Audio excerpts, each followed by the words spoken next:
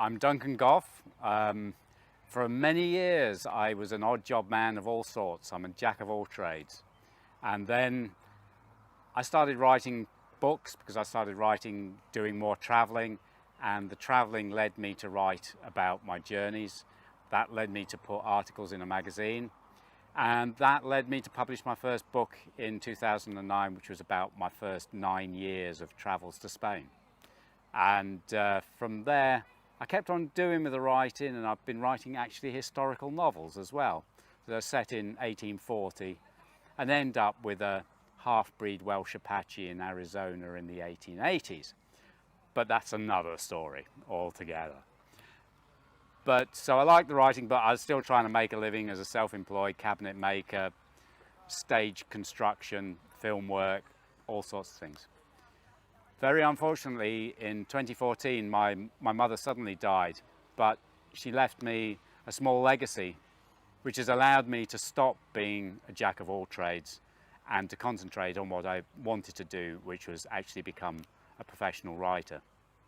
So that's what I'm working on now, being a professional writer. I was born in Wimbledon, but I was brought up in Rhodesia. And then I ended up in the UK, and I've worked in Scotland, I lived in Greece, I've worked in Italy, I've worked in Spain. I've done a lot of travelling in lots of different places. But what happened was, in 1980, my parents built a house down near Ronda in Andalusia in Spain.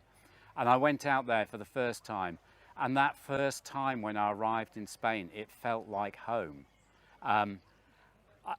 Looking back at it, I think part of it is the smell of dust, the sound of the cicadas, the heat, all took me back to that childhood in what is now Zimbabwe, and very similar sort of environment. And that kind of keyed me into Spain. And so then I really kept on wanting to go back. And from 2000, where I started going just for a week, that was all I could take off from my work. But each year it just built on itself. And I realized that you can go to Moscow in 5 days if you like, but you're going to be traveling in your own polytunnel.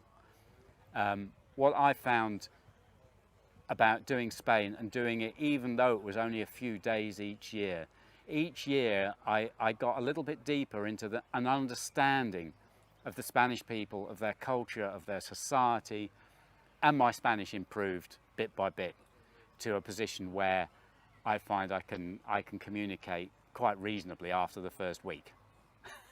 Before that, it may be a bit ropey, but I have my ways of getting around that. Yeah, well, that first book that I published in 2009, each journey was written up as a magazine article. So it's kind of like a short story of the adventures that I might have, whether it was only 3 days exploring in Spain and the rest traveling through France or whatever. So that was the book Back Roads of Spain. And that produced interest in Spain, and people asking me all sorts of questions about how do you do it, where do you go, and all that sort of thing, where do you stay. And so once I started having the money from my mum to be able to concentrate, I thought, I'm going to do my guidebook, my personal guide, which is from 17 years of annual bike trips and the periods when I worked in Spain and visited it other times. And so that then is Sketches of Spain, which is my guidebook, but it is a very personal guide. There are places that you just have to get lost to find, and that's what has happened to me over the years.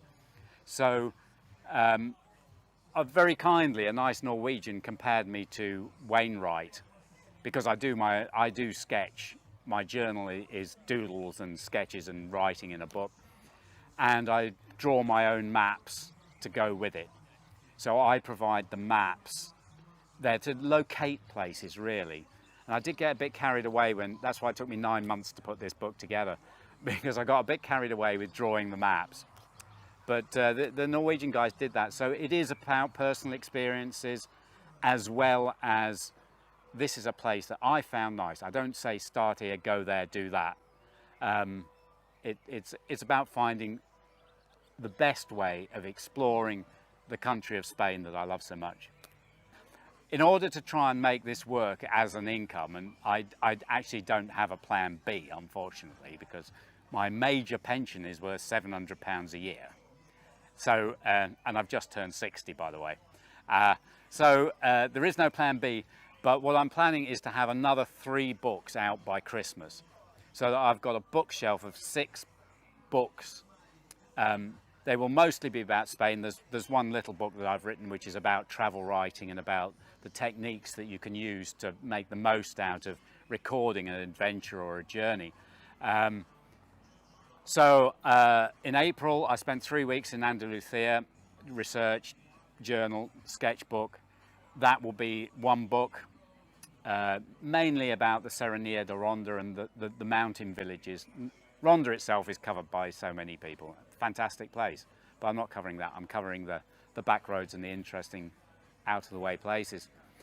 Then, because a lot of people say they kind of like my doodles and my sketchbook, I'm going to do a book that's going to be pages from my 17 years of notebooks with translations of my writing, because it's not that readable. And next week I'm on my way to do Back Roads to Barcelona from Santander and Bilbao, which will be another book that will be completed, which will again be in the same. I'm building my own style and my own brand of writing about travel in a personal way, and also with a way that makes it accessible to as many people as possible to enjoy, in my opinion, the best way of enjoying a country. So my main website is at www.duncan-spanish-travel.com, and I also have a Facebook page which is Duncan R. Goff, and so you can sign up, you can subscribe on my Facebook page or with my web page.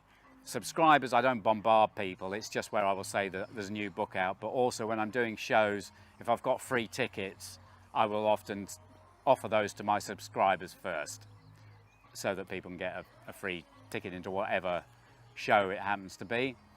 And those are the real places. It is available on Amazon as well. I sell on Amazon as directly from me. And you can order it through Waterstones or one of the bookshops.